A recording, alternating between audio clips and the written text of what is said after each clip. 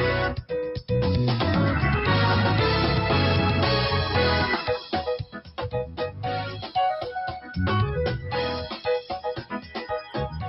very good morning to you on this 30th day of September. It's the last day of the month, payday for so many. And so if you've joined us, you are on the fifth connection, where we are talking through the storyline of the scriptures. We are in the letter to the assembly at Ephesus, and we are in chapter 4 of that storyline this morning.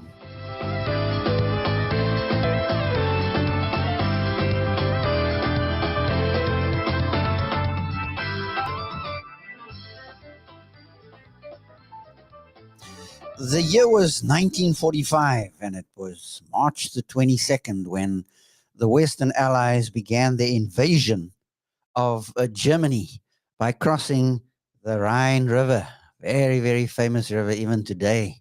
And that started the final pushback, if you will, into the German heartland. Of course, you had the Soviet forces on the east. It was well underway, and in the Battle of Berlin in April, of course, we saw the final surrender of the Third Reich.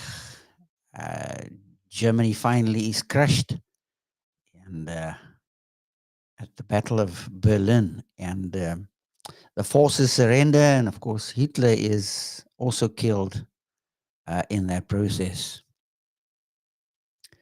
Well, that great plunder happened because nations banded together. They came together and one goal, if you will, and the goal was the destruction of Germany.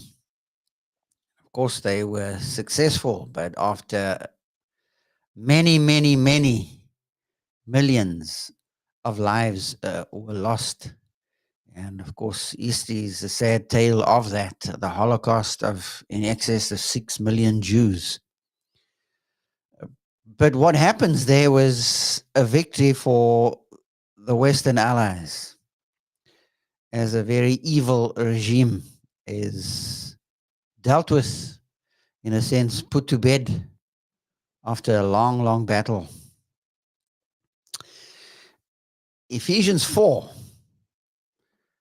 there was a battle raging, and you're going to see that at the end of this letter in chapter 6, you're going to see why, on the one hand, battle is beautiful, but not the way we understand it in the West any longer. And you're going to see why the letter ends on a note of warfare, a note of battle. But right here in verse number 8, you have something of a surrender of the forces of heaven going in and doing great damage and dealing decisively with the enemy. That's why verse 8 starts out, and verse 8 says, therefore it says, now watch how it is phrased, therefore it says. Paul is quoting from the Old Testament here. And this Old Testament comes from the book of Psalms. A very interesting psalm, and you have to watch what Paul is doing. It comes from Psalm 68 and verse number 18. And therefore points us to what now the succeeding verses in the paragraph are going to talk about. He's just come out of 7 verses talking about just how real the unity of the Spirit in the bond of peace is. Because in the first 3 verses, he talks about the postures for unity. And then in 4 to 6, he's going to talk about, or he has talked about, the pillars and supports of that unity that we come into when we become part of the family of God, when God reintegrates our fragmented lives under grace, because grace is what Reintegration of fragmentation is about, it's about inclusion into this new humanity, this new thing that God is doing, is putting something unique, something novel together. Now in verse 8, therefore it says, this quotation from the Old Testament, and many are so bent that whenever a writer, a New Testament writer, quotes from the Old Testament, he must quote verbatim from the Hebrew Old Testament. Now, that is not how the use of the Old Testament happens in the New. It happens very differently than we suspect or expect. Because you see, the Jews have been doing battle with the biblical text from time immemorial. And they are thinking these thoughts and thinking these things. And Paul is picking up on that thinking, how Jews are grappling with the biblical text in the Second Temple period. If you're not familiar with the terminology, then the Second Temple period was the time when the heavens turned to bronze. There was no word from the heavens for a period of about 100 years.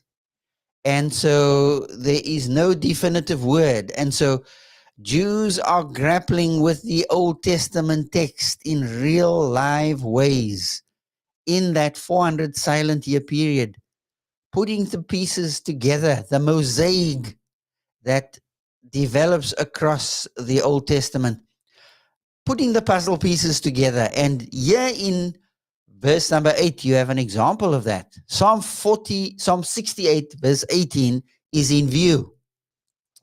But Paul doesn't quote verbatim from the Old Testament. Paul does a very, very interesting exercise. Paul is following what we call the Jewish interpretation of the day. It is called the Targum. And the Targums were paraphrases and interpretations of Old Testament texts, as well as Old Testament ideas. And so Paul is following a Jewish Targum, a Jewish interpretation in that 400 silent year window that is happening, where Jews are grappling with what in the world is happening. Where is Messiah? Who is he? What is he like? And so Paul is quoting this interpretation, and he is following the paraphrase. And the paraphrase says, I'm going to read the paraphrase. The paraphrase says, you did ascend to the firmament, O prophet Moses. You led captivity captive, and you taught the words of the law. You gave, not received as in the Hebrew text, you gave gifts to the sons of men.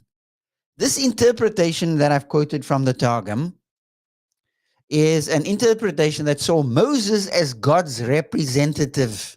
And Paul followed this Jewish interpretation to show and to explain that the conqueror who conquers is the one who distributed the gifts to his loyal subjects. The apostle applies that idea to Christ's victory over the forces of hell and darkness, over the forces of evil. And he grants spiritual gifts to those that he leads on his side. That comes up in verse number 11. So with that backdrop, listen to what the text says. Therefore it says, when he ascended on high, he led a host of captives, and he gave gifts to men. Remember, he's quoting a reenactment of the Old Testament Psalm 68, verse 18. Because what the New Testament writers do is they use the Old Testament stories, and they retell the Old Testament stories across the Second Testament, which we call the New Testament, inaccurately so. It is the Second Testament, because the Second Testament starts when the testator dies. Who's the testator? Jesus, according to the book of Hebrews. And that's where the New Covenant starts, the New Testament. And so this verse talks about the reenactment that Paul is using, talks about the Davidic king, the Davidic king's entry into Jerusalem from Sinai over against the gateway of hell with myriads of captives and grants gifts to men. The Davidic king is in view. That is how dynamically Paul is retelling the Old Testament story of Psalm 68. Now, for those of you who are very unfamiliar how you New Testament writers use the Old Testament, this is something you're going to need to get used to as I walk you through New Testament stories. The writers in the New Testament are reenacting, notice my word, reenacting Old Testament stories and recasting them according to their theological purpose that the writer has in view. You see, in the West, we come at the biblical text very scientifically, and we just assume that when a writer quotes an Old Testament text, he is quoting verbatim from the Hebrew. That's not how dynamically this works. You need to get into the head of the Old Testament audience and learn how the writer is using the Old Testament story. Here you have an example, because he's not quoting verbatim from the Old Testament. He is coming at the Old Testament text as a storyteller, and he's using the story tales to recast and reenact the story. Don't get all fearful when you hear the word story and the word reenactment of stories, because Paul is going to the Old Testament myth, the myth that is true. The word myth needs to be reclaimed by New Testament readers. Don't let people today grab our words and recast them according to 21st century definitions. The Old Testament myth is the myth that is true. It is about a story that unfolds in the life of the Hebrew people. And what New Testament writers do is they re-quote, they reenact those stories. You'll be quite fascinated when you read through the book of Hebrews and you watch how that 4, 5, and 6 and more times Paul is retelling Old Testament stories across the book of Romans. Let me give you a quick dip in to how he does it. In chapter 4, he's going to talk about the Adam story. In chapter 5 of Romans, he's going to talk about the Abram story and the David story. In chapter 6 to chapter 8, he's going to talk about the Exodus story. And guess what? In chapter 9 through chapter 11, he's going to talk about Israel's election story. Now, for those of you to whom this sounds unfamiliar, just keep your seatbelts on. And you're going to see how that we go deeper and deeper into the text by drawing the ideas from the way the writer is reenacting Old Testament stories. Therefore, verse 8, listen to my reframing. Therefore, the reenactment tells the Davidic king's entry into Jerusalem from Sinai over against the gateway of hell with myriads of captives and grants gifts to men.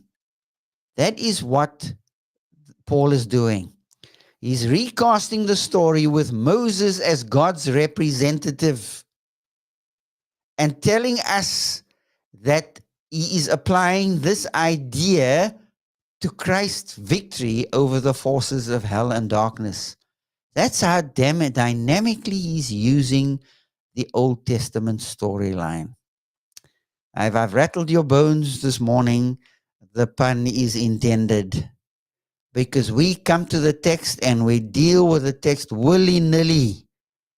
And we zip right by how the writer is using the Old Testament quotation. He's using it in a way which I would call dynamic. It is alive, and he's reenacting, retelling the story for his own theological purpose in the New Testament storyline. When he ascended on high, he led a host of captives and he gave gifts to men. Jesus Christ, at this battle of taking and overpowering the forces of hell and darkness, leads them captive. And he's recasting the story to show how that Christ's victory over hell, over death and dying and hell and the forces of darkness, he is able to grant spiritual gifts to his people. His people is the assembly.